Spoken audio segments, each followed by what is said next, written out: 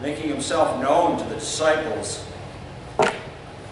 following the resurrection, is presented to us in John, Gospel of John, this way, beginning with chapter 20, verse 19. When it was evening on that day, the first day of the week, and the doors of the house where the disciples had met were locked for fear of the Jews, Jesus came and stood among them and said, "Peace be with you." After he said this, he showed them his hands and his side. And then the disciples rejoiced when they saw the Lord. Jesus said to them again, "Peace be with you. As the Father has sent me, so I send you." When he'd said this, he breathed on them and said to them, "Receive the Holy Spirit. If you forgive the sins of any, they are forgiven them. If you retain the sins of any, they are retained." But Thomas, who was called the twin, one of the 12, was not with them when Jesus came. So the other disciples told him, "We've seen the Lord." But he said to them, "Unless I see the mark of the nails in his hands, and put my finger in the mark of the nails, and my hand in his side, I will not believe." A week later, his disciples were again in the house. Thomas was with them. Although the doors were shut, Jesus came and stood among them and said, "Peace be with you." Then he said to Thomas, "Put your finger here and see my hands. Reach out your hand and put it in my side. Do not doubt, but believe." Thomas answered him, "My Lord and my God." Jesus said to him, "Have you believed because you have seen me? Blessed are those who have not seen and yet have come to believe." Now Jesus did many other signs in the presence of his disciples, which are not written in this book. But these are written so that you may come to believe that Jesus is the Messiah, the Son of God, and that through believing you may have life in his name. So ends the reading of God's holy word.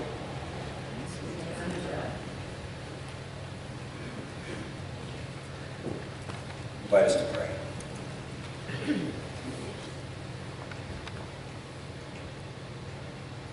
Gracious God, as we listen to this account from John's Gospel, we are aware that when we talk about good news, this is it.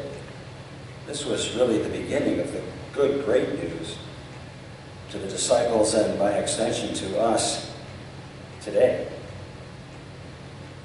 So may we truly feel the goodness of this news and that irresistible urge to share it in what we say and in what we do. This we ask in your holy name.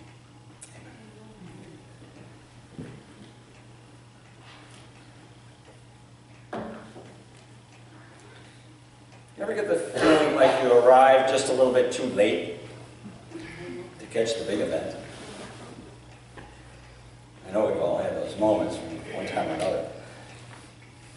Maybe you found yourself in a situation like the guy on the whale watch who bends down to tie his shoe only to miss the one and only sighting of the humpback whale all day. Or perhaps you waited an hour or more in line to catch the latest sequel or prequel or whatever it is for the Star Wars series, only to be told as you approach the doorway that the cinema's full now, or something like that. Or, to reiterate one of my old stories, you could have had my experience of showing up just minutes after the start of the men's 5,000-meter speed skating race at Placid in 1980, having missed only the first heat, which is the one that Eric Heidman skated in. And he won. Sometimes timing is everything. It was for Thomas. Over the centuries, Thomas has sort of taken it on the chin as the doubter, the skeptic, the one slow to believe. But one writer recently put a different spin on it for me that I want to share with you. He pointed out that while the others were fearfully huddled behind locked doors, Thomas was out running errands or somewhere, but he was out. Even he was at the local hardware store getting another lock for the door. He was still out. So, though he may have been a skeptic, he was a gutsy skeptic. I relate to Thomas on several accounts, not least because I often feel a bit behind the curve. Perhaps missing the big event, hearing about something after the fact. But I have found one advantage to being a little slow to catch on, or catch up. When it comes to movies, I'm always discovering new releases. To me.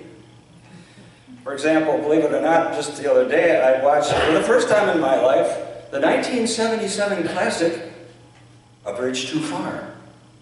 Kind of an epic World War II movie, starring no fewer than 5 British knights.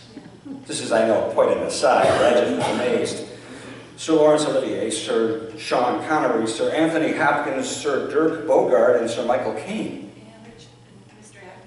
And Sir Richard Attenborough. Yes. 6. Yes. It's almost enough for a round table. And it's certainly enough for a bloated personnel budget. Yes. Though, in my humble opinion, not enough to guarantee a good plot. But even if the movie A Bridge Too Far didn't go far enough, for me, it did cause me to ponder something about that setting in history. What it would have been like in those waning days of World War II when the war was drawing to a close, but not everybody knew it. Like Thomas, there were inevitably some who weren't privy to the news right away. Those who kept on fighting the war, maybe for quite a while after it was over. The disciples were clustered into that upper room, steeped in fear. And they didn't really know the victory had been won either. Not until the risen Christ slipped past all of their carefully constructed bolts and locks and appeared in their midst, offering peace. The greatest of wars was over. Darkness and despair and death had been defeated by Christ. The rest is mopping up operations. But it fell to the disciples to tell everyone that the victory is won. And frankly, it's an assignment that's carried down through the centuries and placed in our laps today. It's not some sort of weird occult thing about seeing a ghost and sticking your finger in a wound. It means believing and living as though love rules the day.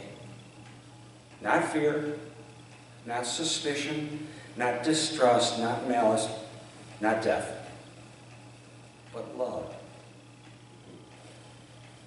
And it's that love that Jesus breathed upon his friends and breathes upon you and me, empowering us to live that love into reality, day by day. As we retain the sins of others, they're retained. As we release the sins of others, they're released. It's kind of a strange statement that we hear, but if you don't believe that can happen, I want to challenge all of us to think about our resentments. My resentments can incarcerate someone as surely as bars of steel, fencing them off from love and respect and banishing them from relationship, at least with me. On the other hand, the brighter side, we have the power to release another from their prison too, sometimes through forgiveness. I see it in another way all the time, and I've seen a number of you do this with our friends over at either MM Ewing or Quail Summit. When you reach past that barrier we call dementia, and you touch someone with a smile, sometimes physically with an embrace, hopefully with a song on key, and bring that resident into a circle of love they weren't in moments before. And I want to say, if you doubt that this happens, meet me at 10:30 on Tuesday morning at Quail Summit. Because every one of us has the power to dispense that kind of healing, embracing communal love of Christ. As I've noted, Thomas gets kind of a bad rap, but I am quite naturally defensive of Thomas, not just because we have the same name. Thomas seems to qualify as perhaps the first person in history to hail from the great Show-Me State of Missouri, 1,800 years before the Show-Me State. And I've mentioned before that I share a birthday with perhaps the most famous Missourian, Harry Truman. But to cement my affinity with Missouri, I am now just finished reading for the umpteenth time The Adventures of Tom Sawyer by Mark Twain, perhaps the most illustrious adopted son of Missouri. So whether it's Twain or Thomas or Truman, I'm sort of a show-me guy. And some things are so important they demand to be shown. For example, I never won the New York State Lottery, but I have to believe that when you win a multi-million-dollar lottery ticket, you've got that ticket, you want to redeem it, sure as shooting, they're going to want to make sure you are who you say you are to have some proof of your ID. And they'll say one way or the other, show me. So if it's important for the state of New York lottery system, it certainly was important to Thomas to have proof. And I can well imagine that his mind raced when they told him that they'd seen the risen Christ. Hold on here. This is the one upon whom I pinned all of my hopes, my dreams, my confidence, my life. Frankly, I refuse to have those hopes dashed again. I'm not going through it one more time. You say you've seen him, but I want to see the telltale signs. The holes in his hands, his feet, his side. The stuff you can't fake. That's the proof I want. The incontrovertible signs of love. And who doesn't? In recent weeks, our church, this church, has been pitching in wonderfully to offer support to Jim while he's recovering in Thompson from his multiple strokes. And we've been caring for Jim's beloved dogs, too. Laddie and Bandit are the love of his life. Bandit's the more cautious of the two. And it's taken me a long time to earn Bandit's trust. For one thing, he's too intelligent. I know he knows my ATM number. But finally, after quite a while, he will now allow me to pet him and scratch him. But trust needs to be earned. Sometimes if you're a bandit, it's kind of slow. But Bandit doesn't need to see the holes in my hands. What he needs is to experience the love in them. Nearly 500 years ago, a Spanish mystic by the name of Teresa of Avila wrote this. And if you actually may have seen this printed off in the church study. Christ has no body but yours. No hands, no feet on earth, but yours. And so we take on a fairly heady assignment when we embrace this Easter good news and try to live Christ into the world with our hands and our feet and our hearts, our voices.